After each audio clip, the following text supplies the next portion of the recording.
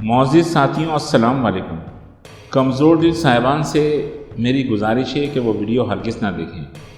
زمانے قدیم کی روایت تھی جب کوئی عورت یا مرد عجیب و غریب طریقے سے مر جایا کرتے تھے تو لوگ یہ افسانوی بات مشہور کر دیا کرتے تھے کہ وہ بدرو یا عاصب بن کر لوگوں کو ستایا کرتے ہیں۔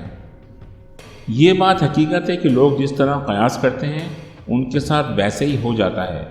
اس بات میں کتنی سچائی ہے، آئیے اس پس منظر کا جائزہ لیتے ہیں۔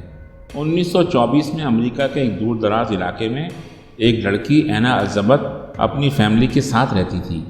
وہ قریبی ایک فارم ہاؤس پر کام کرتی تھی۔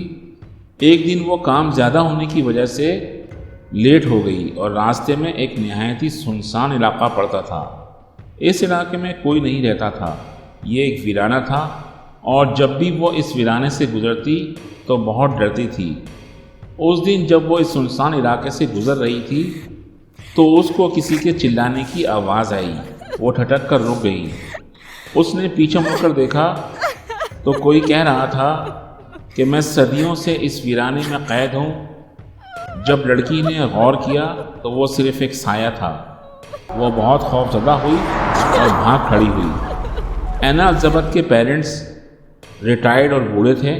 وہ اکثر اینا کی باتوں کو نظر انداز کر دیا کرتے تھے، کیونکہ اینا کی ڈاکٹر نے ان کو بتایا تھا کہ اینا ایک ایسی ذہنی بیماری کا شکار ہے کہ وہ جو کچھ سوچے گی وہی اس کے خیالات اور دل و دماغ پر چھا جائے گا۔ بس جب بھی اینا ایسی باتیں کرتی تو اس کے پیرنٹس بہت فکر مند ہوتے۔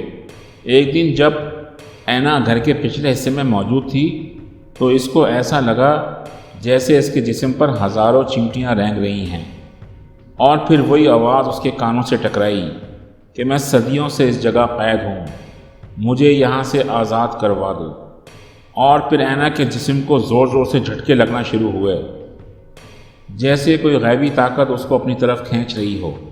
اینا جتنا اس غیبی طاقت سے بچنا چاہ رہی تھی اتنا ہی زیادہ وہ نادیدہ طاقت اس کے پورے جسم کو ہلا رہی تھی، اور پھر اس سے پہلے کہ وہ اپنے آپ کو سنبھال پاتی وہ سایہ اس کے بہت قریب آ گیا، اور پھر اس کا سانس رکنے لگا۔ اب اس کے پاس اپنے بچاؤ کا کوئی راستہ نہ تھا۔ صبح جب اینا کے پیرنٹس اینا کے کمرے میں گئے تو وہ اپنے کمرے میں نہیں تھی۔ پھر جب وہ گھر کے پچھلے حصے کی طرف گئے تو وہاں پر انہوں نے اینا کو مردہ پایا۔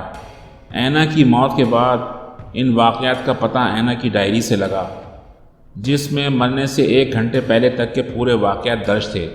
اینا نے اپنی ڈائری میں تحریر کیا تھا کہ اس کو اکثر عجیب و غریب آوازیں آتی ہیں، اور میں ابھی اپنے کمرے میں ہوں لیکن مکان کے پچھلے حصے کی طرف سے کوئی مجھے بلا رہا ہے۔ لگتا ہے کہ آج یا تو میں اسے مار دوں گی یا پھر وہ مجھے مار دے گا۔ آج اس فسانے کو ختم ہونا ہی چاہیے، لیکن جب بھی وہ آتا ہے لگتا ہے میرے جسم میں جان ہی نہیں ہے۔ میں اپنے آپ کو بہت بے بس محسوس کرتی ہوں۔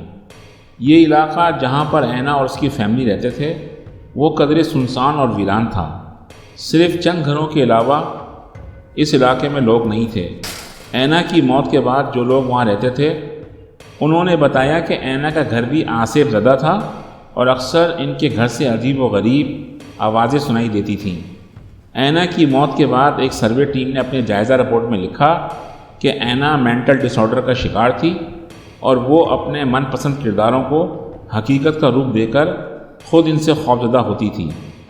حقیقت میں اینا کے بتائے گئے واقعات میں کوئی سچائی نہیں، اور دماغی الجھنوں اور خوف کو اس قدر اس نے اپنے اوپر طاری کیا کہ اس کی دماغ کی رگ متاثر ہوئی اور برین ہیمریج کی وجہ سے اینا کی موت واقع ہوئی۔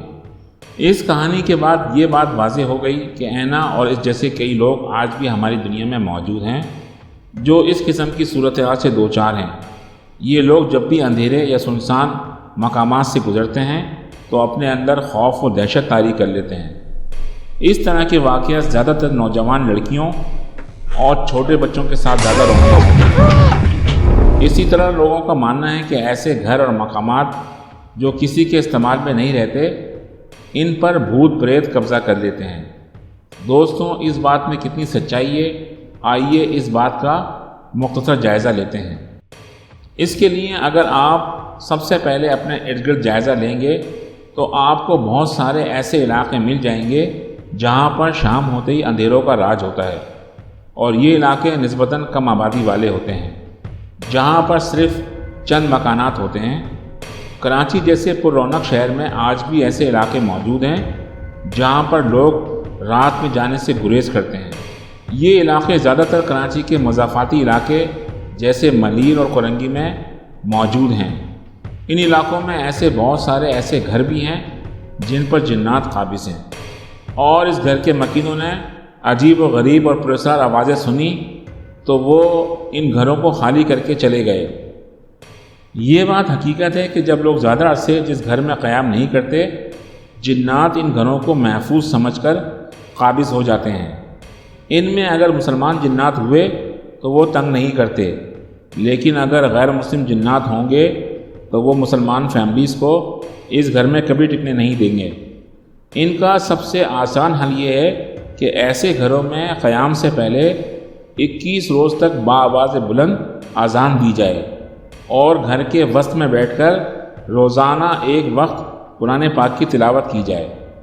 اگر مسلمان جنات ہوں گے تو خاموشی سے خود ہی اپنا راستہ لے لیں گے، اور اگر غیر مسلم جنات ہوں گے تو کچھ دن تنگ کریں گے، پھر وہ بھی اس گھر کو چھوڑ کر چلے جائیں گے۔